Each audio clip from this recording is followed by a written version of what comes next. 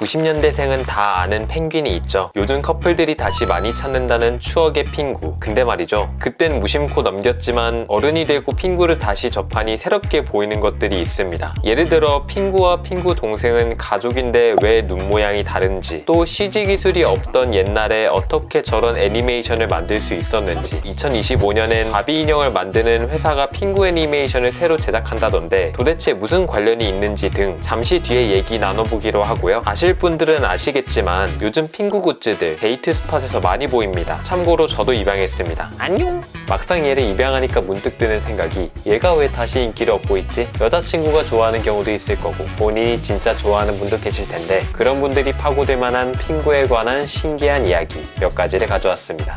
최적의 경험을 위해 따뜻한 이불 속에서 시청해주세요. 1980년대 핑구의 원작자 오트마 구트마는 펭귄을 주인공으로 한 클레이 애니메이션을 기획합니다. 점토로 인형을 직접 제작해 움직임 하나하나를 만지고 사진 찍어서 붙이는 방식으로 영상을 제작하는 거죠.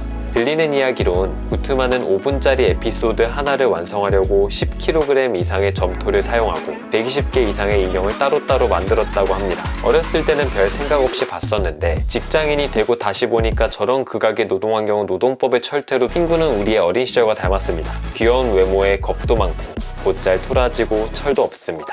그래도 동생을 챙겨주는 모습도 보이고 친구들을 이끄는 리더이기도 합니다. 우리 모습과 닮은 귀여운 캐릭터가 심지어 몸을 늘리고 공처럼 만드니 그 시절 90년대생들이 빠져들 수밖에 없었죠. 근데 어른의 시선으로 핑구를 다시 봤더니 몇 가지 특이한 점이 있더군요. 우선 핑구 가족이 사는 이글루입니다. 핑구의 몸체의 폭을 30cm라고 가정했을 때 이글루의 너비는 그 5배인 150cm, 약 2평 정도의 넓이죠. 근데 막상 이글루 안으로 들어가면 갑자기 좋게 50평은 넘어 보이는 뭐라는 거야? 핑구 가족의 눈 모양에도 재밌는 사실이 숨어 있는데요. 핑구 가족의 눈을 살펴보면 동그란 흰자 안에 검은 눈동자가 있습니다. 근데 핑구 동생은 다르죠. 눈에 흰자가 없고 오로지 검은 눈동자만 있고, 좀 넘어가! 핑구는 아델리 펭귄, 젠투 펭귄 등 다양한 펭귄종의 특징을 따온 모습인데요. 근데 배 주변부의 색상을 자세히 살펴보면 약간의 노란빛을 띠고 있습니다. 이는 황제 펭귄의 주요한 특징인데요. 실제로 황제 펭귄은 성체와 새끼의 모습이 다릅니다. 이마 부분에만 있던 검은 털이 성장하면서 점점 얼굴을 덮는 걸로 추측됩니다. 즉 핑구 가족의 눈은 여기까지고 우리가 흰자라고 생각했던 핑구의 눈 주변은 사실 눈이 아니라 털이었다는 충격적인 결론이 도출되죠. 귀여운이 됐죠. 귀엽다니까 떠오는 건데, 우리가 어린 시절 핑구를 거부감 없이 볼 수 있었던 건 특정 국가의 언어가 아니라 이 귀여운 핑구어로 영상이 채워져서잖아요. 핑구 세계관 속 펭귄들은 각자 다양한 소리를 내는데 놀랍게도 이 핑구어는 사실 한 명의 성우가 혼자서 녹음한 결과라고 합니다. 어렸을 때 들었던 핑구 목소리는 다 다른 사람들이었는데. 이탈리아 배우 출신의 카를로 보노미는 이 모든 소리를 대본 없이 연기했다고 하죠. 핑구에 관한 추억은 여전히 생생한데요. 하지만 핑구 시리즈는 단순히 추억 속 존재로만 남지는 않을 모양입니다. 여기서부터는 좀 유익한 내용인데요. 얼마 전 따끈따끈한 소식이 들어왔습니다. 핑구의 IP를 보유한 회사 마텔이 새로운 핑구 애니메이션 시리즈를 만든다고 발표했는데요. 월리센, 그로밋 등을 제작한 애니메이션 스튜디오 아드만과 협업해 제작한다고 하니 퀄리티는 믿고 볼만한 것 같습니다. 근데 갑자기 왜 핑구 애니메이션을 다시 만들려는 걸까요? 90년대생들의 추억을 되살려주기 위해서? 이유를 알기 위해선 핑구가 소속된 이 마텔이라는 회사의 경영 방식에 주목해봐야 합니다. 마텔은 장난감 회사인데요. 우리의 생각보다 꽤 유명한 회사입니다.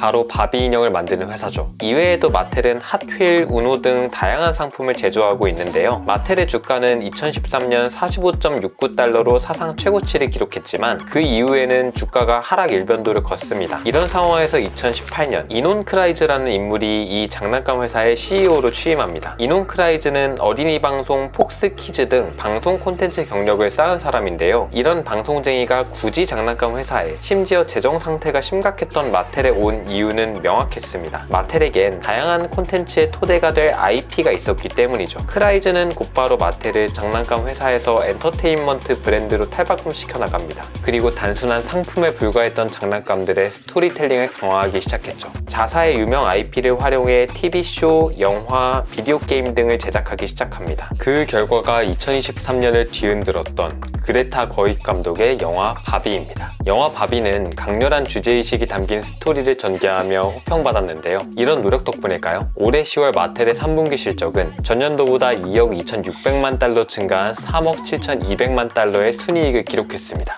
핑구 애니메이션이 다시 우리 곁으로 돌아오는 것도 그 일환이라고 볼 수 있을 겁니다. 핑구의 스토리텔링을 강화하는 거죠. 우리가 핑구를 좋아했던 건 귀여운 외관도 있지만 핑구가 가족과 티격태격하고 친구들과 장난치다가 혼나는 우리 주변에서 흔히 볼 수 있는 따뜻한 일상을 다뤘기 때문이죠. 시청자가 그 이야기를 접하는 경험을 마텔은 중요하게 생각한다고 볼 수 있습니다.